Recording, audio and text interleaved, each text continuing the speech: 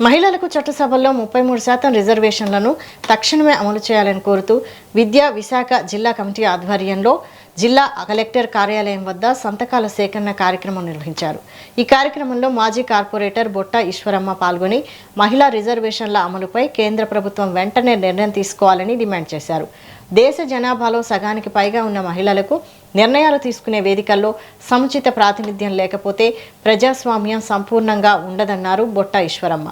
మహిళా రిజర్వేషన్ బిల్లును పార్లమెంట్ ఆమోదించినప్పటికీ జనాభా లెక్కలు మరియు డీలిమిటేషన్ పూర్తయ్యాకే అమలు చేస్తామని షరతు విధించడం వల్ల మహిళలకు రాజకీయ ప్రాతినిధ్యం నిరవధికంగా వాయిదా పడుతోందని విమర్శించారు। డీలిమిటేషన్ అనేది లేకుండా 33% రిజర్వేషన్ అమలు చేయాలి।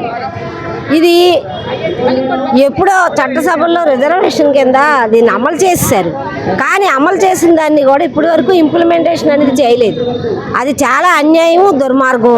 ఒక మాటలో చెప్పాలంటే అసలు ఒకసారి ఇంప్లిమెంటేషన్ చేసిన దాన్ని ఎందుకు దాన్ని కొనసాగింపు చేయట్లేదు, ఇప్పుడు మళ్ళీ ఈరోజు శాసనసభలో పెడుతున్నారు అంటే ఒకప్పుడు ఆమోదించవచ్చు, మళ్ళీ దాన్నే తీసుకొచ్చి వీళ్ళ డీలిమిటేషన్ పేరు మీద మళ్ళీ పెడతారు। అది కరెక్ట్ కాదు।